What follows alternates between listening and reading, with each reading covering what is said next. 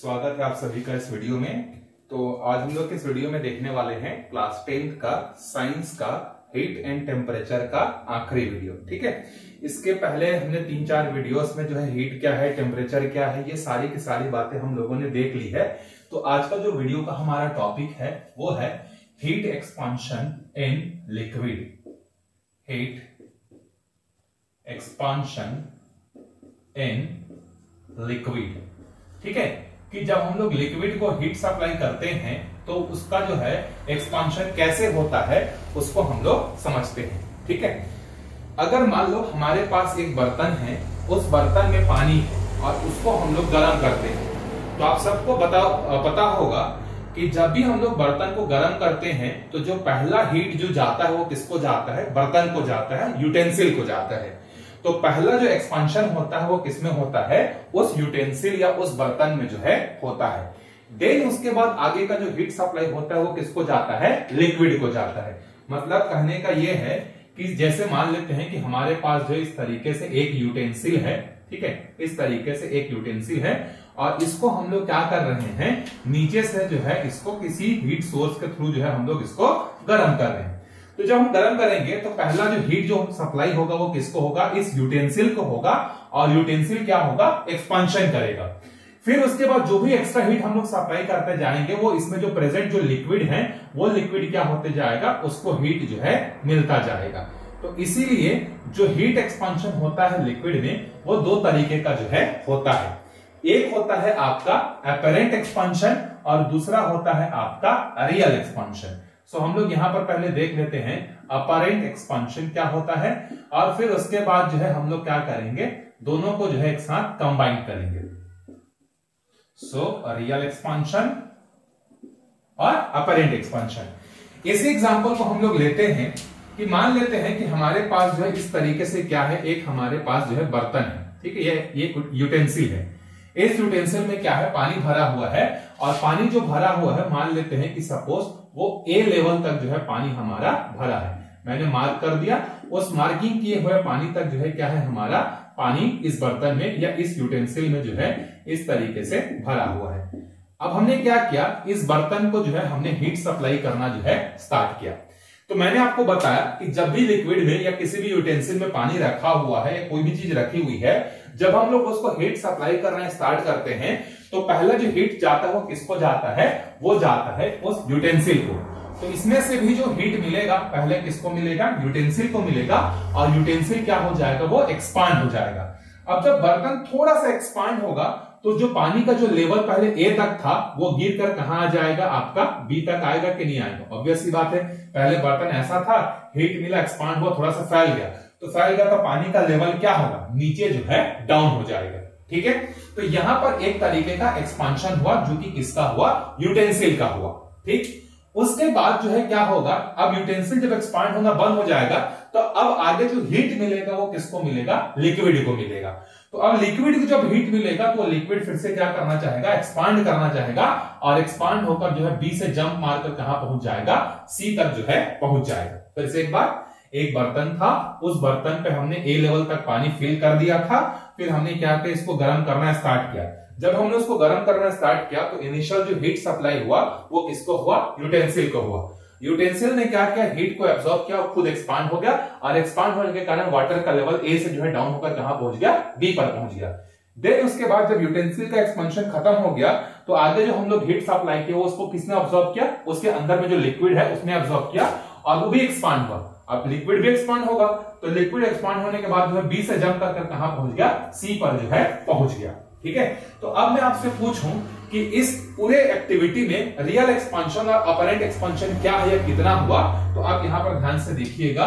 जब हम लोग अपरेंट एक्सपांशन की बात करते हैं, ठीक है, जब हम अपरेंट एक्सपांशन की बात करते हैं, क्योंकि हमें जो है डायरेक्टली कौन सा चीज दिखता है? अपरेंट एक्सपांशन जो है हम लोग डायरेक्टली ऑब्जर्व करते हैं। तो हम लोग बोलेंगे कि पानी का लेवल पहले ए था, ए से कहां पहुंच गया? सी पर पहुंच गया। तो जो ए से लेकर सी तक का एक्सपांशन है ना, ए से लेकर सी तक, ए टू सी, या आप बोल सकते हो ए से लेकर सी तक का लेवल, ये आपका क्या कहलाता है? ये आपका अपरेंट एक्सपांशन कहलाता है। ठीक है, तो रियल एक्सपांशन क्या होगा हमारा? सो हम लोग आगे देखते हैं रियल एक्सपांशन क्या होगा। तो रियल एक्सपांशन आपका होगा, देखो ध्यान से, बी से लेके सी तक। सो बी से लेके सी तक या बी टू सी और you can say B two C, ये आपका क्या है, रियल एक्सपांशन है। तो रियल एक्सपांशन जो बी टू सी है उसको अगर मैं लिखना चाहूं तो मैं क्या लिख सकता हूं, पहले ए से बी तक हुआ, फिर उसके बाद ए से लेके सी तक हुआ, तो ये हो गया हमारा रियल एक्सपांशन।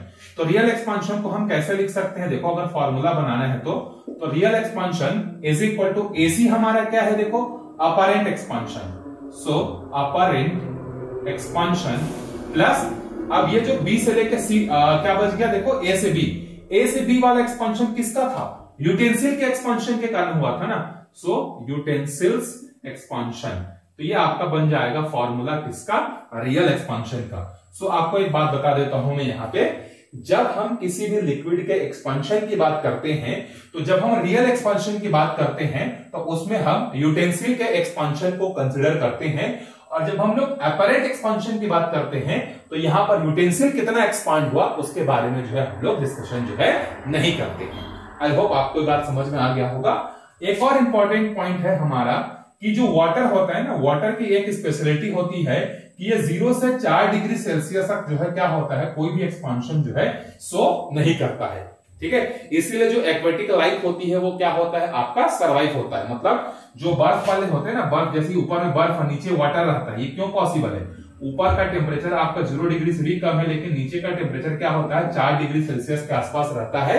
इसीलिए एक्वेटिक एनिमल्स जो होते हैं वो बर्फ के नीचे क्या कर पाते हैं, सरवाइव जो है कर पाते हैं। तो ये तो हो गया हमारा क्या, expansion in liquid. I hope आपको ये एक्सपांशन इन लिक्विड का समझ में आया होगा।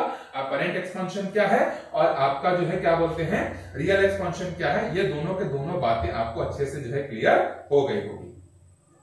चलिए अब इसके बाद हम लोग आगे देखते हैं, एक्सपांशन इन लिक्विड तो हो गया, आप चाहो तो इसको नोट भी कर सकते हो। इसके बाद हम लोग आगे देखेंगे एक्सपांशन इन गैसेस, ठीक है, कि गैसेस में किस तरीके से एक्सपांशन होता है उसके बारे में जो है हम लोग देखेंगे। तो आगे इसको पहले मैं मिटा देता हूं, फिर आगे हम लोग देखेंगे हीट एक्सपांशन इन गैसेस।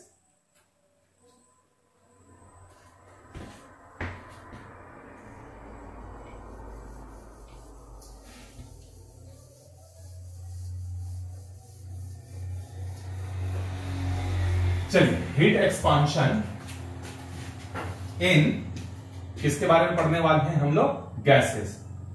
तो गैसेस में जो है हीट का जो एक्सपांशन होता है वो सॉलिड और लिक्विड दोनों के कंपैरिजन में क्या होता है, ज्यादा होता है। तो सबसे ज्यादा जो एक्सपांड होता है वो आपका होता है गैसेस का, जब हम लोग हीट सप्लाई करते हैं। तो ये जो हीट एक्सपांशन है ये भी आपका दो तरीके का होता है। पहला होता है एट कांस्टेंट प्रेशर, ठीक है, पहला क्या होता है, एट कांस्टेंट प्रेशर। मतलब क्या होगा कि हम लोग किसी भी सब्सटेंस या किसी भी ऑब्जेक्ट को हीट सप्लाई करेंगे और हीट इस तरीके से सप्लाई करेंगे कि उसका जो प्रेशर है वो क्या रहेगा, सेम रहेगा, ठीक है। तो जब भी हम लोग किसी भी ऑब्जेक्ट का प्रेशर को कांस्टेंट रख के उसके हीट को सप्लाई करते हैं तो उसमें जो है हीट सप्लाई करने से क्या होता है, उसका जो वॉल्यूम है वो क्या होने लगता है, आपका बढ़ने लगता है। तो हीट इंक्रीज हुआ तो वॉल्यूम क्या होगा, आपका इंक्रीज होगा। प्रेशर को आपका कैसा रखा है आपने, प्रेशर को आपने कांस्टेंट रखा है। इसका जो एग्जांपल है वो आप ऐसा समझ सकते हो कि जो आपका जो बलून होता है, ठीक है, बलून में जो गैस भरा हुआ है या जो भी एयर भरी हुई है, जब हम लोग उसको गर्म करते हैं तो उसके अंदर का जो गैस है या जो एयर है वो क्या होने लगता है, एक्सपांड होने लगता है। और वो हमें कैसे दिखता है, वो हमें दिखता है इससे, बलून का साइज जो है क्या होने लगता है, बढ़ने लगता है। हम उससे पता कर सकते हैं कि जो हमारा हीट सप्लाई किया हमने गैस को, वो क्या हो रहा है, वॉल्यूम के फॉर्मेट में जो है इंक्रीज हो रहा है, ठीक है। तो अगर इसका आप डेफिनेशन लिखना चाहें तो मैं आपको बता रहा हूं, आप लिख सकते हैं, if the temperature of a gas is increased keeping pressure constant then the volume of gas increase. This type of expansion coefficient is called as coefficient of volumetric expansion. इसको क्या कहा जाता है, coefficient of volumetric expansion. Coefficient of volumetric expansion at constant pressure. मतलब कहने का तात्पर्य यह है कि अगर हम किसी गैस के प्रेशर को कांस्टेंट रख देते हैं और जब हम लोग उसको हीट सप्लाई करते हैं तो उसका वॉल्यूम जो है क्या होने लगता है, इंक्रीज होने लगता है। इस पूरे प्रोसेस को या इंक्रीज हुए को क्या बोलते हैं, कोएफिशिएंट, इसको क्या बोलते हैं, इस टाइप के एक्सपेंशन को coefficient of volumetric expansion at constant pressure जो है हम लोग इसको बोलते हैं। इसका एग्जांपल मैंने आपको दे दिया। जो बलून होता है, बलून में जब हम लोग क्या करते हैं, जो एयर भरा होता है उसको एक्सपांड होता है, जब हम लोग उसको क्या करते हैं, हीट सप्लाई जो है हम लोग इसको करते हैं। अगर हम इसका फॉर्मूला बनाना चाहें coefficient of volumetric expansion at constant pressure का, तो इसको हम लोग डिनोट करते हैं गामा पी से। पी हमें बताता है कि हमारा प्रेशर क्या है, कांस्टेंट है। इसका फॉर्मूला क्या होगा, देखो, increase in volume upon initial volume into increase in temperature, जो कल हमने पढ़ा था। ठीक है, तो हमारा वॉल्यूम जो है कितना एक्सपांड हो गया। सपोज मान लेते हैं कि जो ओरिजिनल बलून था वो ऐसा था, हमने हीट सप्लाई किया, प्रेशर कांस्टेंट रखा, तो वॉल्यूम जो है इतना जो है क्या हो गया, बढ़ गया। मतलब कितने अमाउंट में बढ़ गया, डेल्टा वी अमाउंट पे बढ़ गया। तो ये हो गया increase in volume. Original volume मान लेते हैं वी है, कितना हमने टेम्परेचर दिया, तो डेल्टा टी जो है हमने टेम्परेचर दिया। तो ये हमें coefficient of volumetric expansion at constant pressure का फॉर्मूला जो है मिल जाएगा। ठीक है, आप इसको नोट कर लीजिए। ये आपका नोट्स बनाने में जो है क्या होगा, यही जो है आपके लिए क्या होगा, हेल्पफुल होगा। आगे बढ़ते हैं हम लोग एट कांस्टेंट वॉल्यूम। अभी हमने प्रेशर को कांस्टेंट रखा था, अब हम लोग देखेंगे जब हमारा वॉल्यूम कांस्टेंट होगा। सो एट कांस्टेंट वॉल्यूम, अब हम लोग क्या करेंगे, किसी भी ऑब्जेक्ट के वॉल्यूम को फिक्स कर देंगे, मतलब वॉल्यूम को बढ़ने नहीं देंगे और उसको हीट सप्लाई करेंगे। तो जब हम लोग हीट सप्लाई करेंगे तो उसका वॉल्यूम तो नहीं बढ़ सकता, तो वॉल्यूम नहीं बढ़ सकता तो क्या, किस चीज को बढ़ना पड़ेगा, तो आंसर उसके प्रेशर को जो है बढ़ना पड़ेगा। और इसका एग्जांपल क्या है आपका, जो आप अपने घरों में यूज करते हैं, क्या है आपका, प्रेशर कुकर। ठीक है, प्रेशर कुकर जो होता है, जैसे 1 लीटर का प्रेशर कुकर है, उसका वॉल्यूम तो फिक्स है, लेकिन आप नीचे से उसको लगातार गर्म करते जाते हैं तो उसके अंदर का प्रेशर क्या होता है, बढ़ता है। और जब अंदर का प्रेशर बढ़ता है तो क्या होता है, ऊपर में जो सीटी लगी होती है, विसल जो लगा होता है, वो क्या होने लगता है, बजने लगता है। तो वो क्यों बजता है, उसके पीछे का रीजन ये है कि जब प्रेशर कुकर का ढक्कन बंद रहता है और नीचे से आप जब उसको हीट सप्लाई करते हैं तो उसके अंदर का प्रेशर बढ़ने लगता है। और अंदर का प्रेशर जब बढ़ने लगता है तो प्रेशर क्या चाहता है कि वो कम हो। तो कम होने के लिए क्या करता है, जो उसका विशल जो होता है, जो सीटी होता है, वो ऊपर उठता है और अंदर के पूरे प्रेशर को क्या कर लेता है, वो बाहर रिलीज कर देता है। इसी कंसेप्ट में जो है हमारा खाना जो है क्या होता है, बनता है। तो अगर इसका आपको डेफिनेशन लिखना है तो आप नोट करिए, if the temperature of gas is increased keeping volume constant, then the pressure of gas increases. This type of expansion coefficient is called as the coefficient of pressure, the coefficient of volumetric expansion at constant volume। ठीक है, इसका example आपने देख लिया, जो cooker का जो blows होता है, जो स्केप होता है, वो इसी का जो है क्या है, आपका एग्जांपल है। तो हम लोग एक फॉर्मूला निकाल लेते हैं coefficient of pressure expansion of gas का। Coefficient of pressure expansion, coefficient of pressure expansion at constant volume. अच्छा, साथ में डेफिनेशन जब बोल रहा था तो मैं उसको क्या बोल दिया था, कोएफिशिएंट ऑफ वॉल्यूमेट्रिक एक्सपेंशन बोल दिया था, गलत वो coefficient of pressure expansion at constant volume. ये इसका जो है क्या है, सही डेफिनेशन है। और इसको हम लोग रिप्रेजेंट करेंगे किससे, गामा वी से। और ये हमारे इसका फॉर्मूला क्या बनेगा, increase in pressure upon original pressure into change in temperature, जो कि क्या बनेगा, gamma V is equal to increase in pressure, मान लेते हैं डेल्टा पी हुआ है। ओरिजिनल प्रेशर कितना था हमारा, पी था, और टेम्परेचर हमारा कितना था, डेल्टा टी था।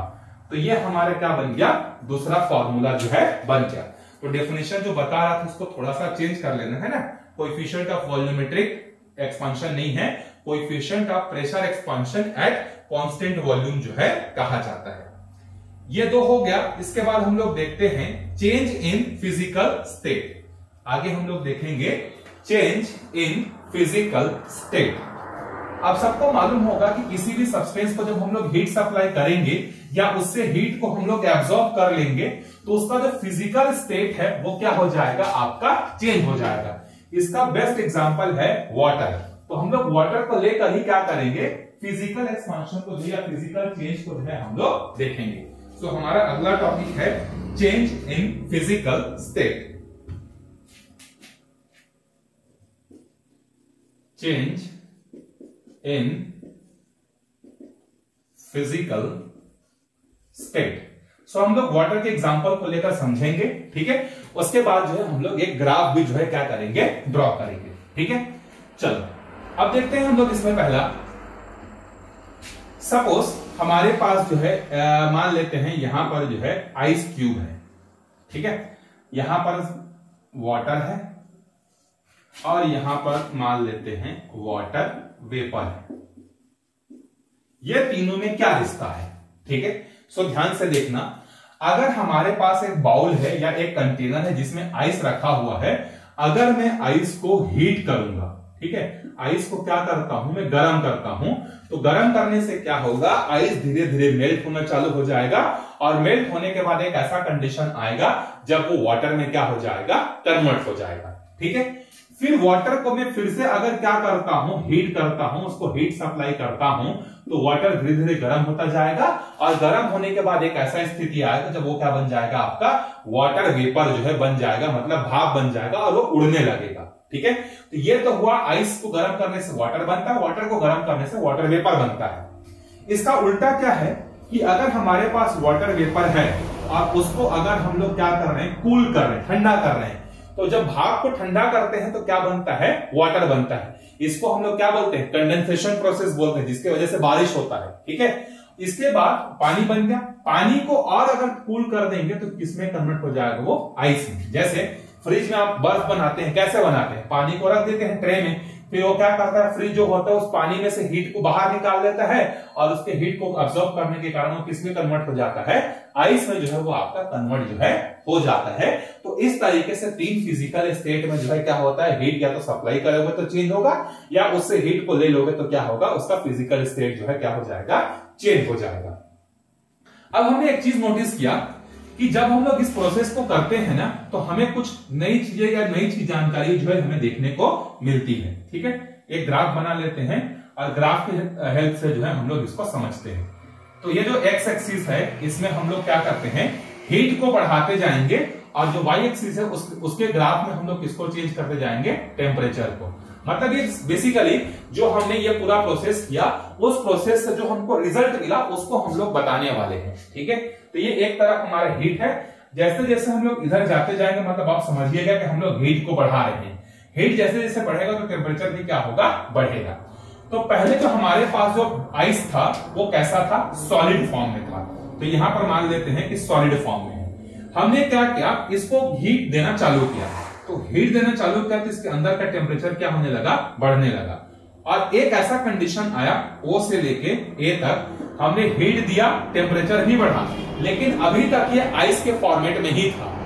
लेकिन A कंडीशन पर पहुंचने के बाद अगर हम थोड़ा सा भी और हीट देते हैं तो ये क्या होता है, B कंडीशन में हो जाता है और ये फिर सॉलिड से क्या बन जाता है, आपका लिक्विड बन जाता है। तो आपने देखा होगा कि O से लेके A तक जैसे हमने हीट सप्लाई किया, देखो हीट जैसे जैसे इधर देखो बढ़ते जा रहा है, देखो बढ़ रहा है कि नहीं, पहले इतना हीट था, फिर इतना हीट हुआ, फिर इतना हीट हुआ, टेम्परेचर भी देखो इसका बढ़ते जा रहा है। तो O से लेके A तक जैसे जैसे हमने आइस को जो है हीट सप्लाई किया, उसका टेम्परेचर जो है कंटिन्यूअसली बढ़ते गया। लेकिन A कंडीशन पर पहुंचने के बाद जब हमने हीट सप्लाई किया, देखो एक जो है कहां पर है, यहां पर, B कहां, यहां पर, हमने हीट को यहां से यहां बढ़ा दिया, मतलब हीट हमने सप्लाई किया, लेकिन इसका टेम्परेचर बढ़ा क्या, देखो इसका टेम्परेचर तो अभी भी यहीं पर रुका हुआ है कि नहीं।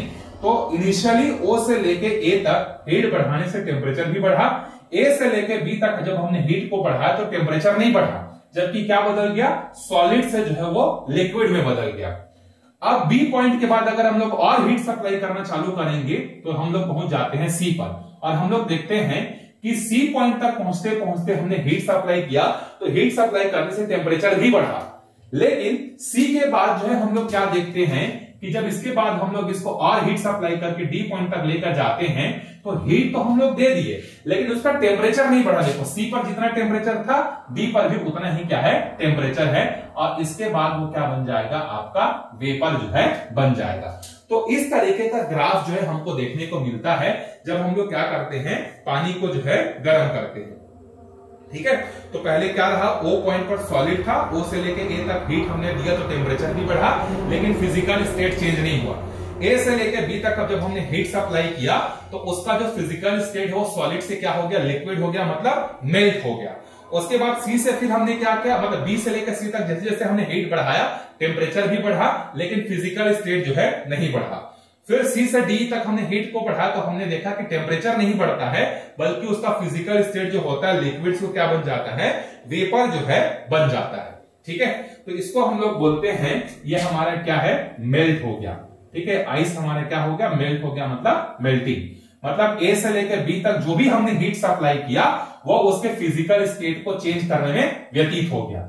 उसी तरीके से C से लेकर D तक जो है जितना भी हमने हीट सप्लाई किया वो हीट सप्लाई जो है क्या हो गया आपका फ्यूजन, या फिर आप बोल सकते हो कि वेपर बनने में जो है क्या हो गया, यूज हो गया।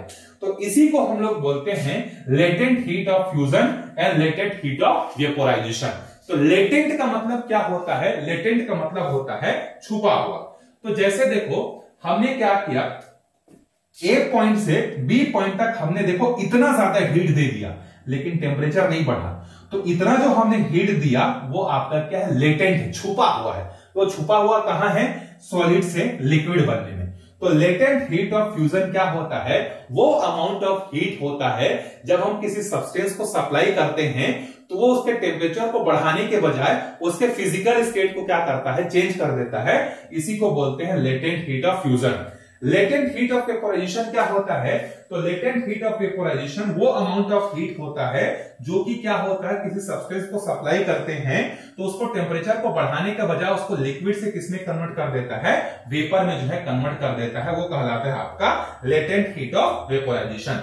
तो आप डेफिनेशन नोट कर लो, लेटेंट हीट ऑफ फ्यूजन क्या होता है, the amount of heat provided during this process is called latent heat of fusion. मतलब जब कोई सब्सटेंस सॉलिड से लिक्विड होता है, ड्यूरिंग दिस प्रोसेस जो भी अमाउंट ऑफ हीट हम सप्लाई करते हैं वो कहलाता है latent heat of fusion. So latent heat of fusion क्या है, the amount of heat supplied to convert solid to liquid. ठीक है, उसी तरीके से लेटेंट हीट ऑफ वेपोराइजेशन क्या होगा, the amount of heat supplied to a substance to convert its physical state from liquid to vapour, this is called latent heat of vaporisation.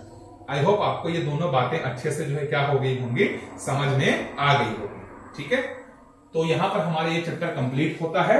इसके question answer जो है मैं आपको प्रोवाइड करा दूंगा। ठीक है, इसके वीडियो भी बना दूंगा, टेलीग्राम में आपको इसका नोट्स भी मिल जाएगा।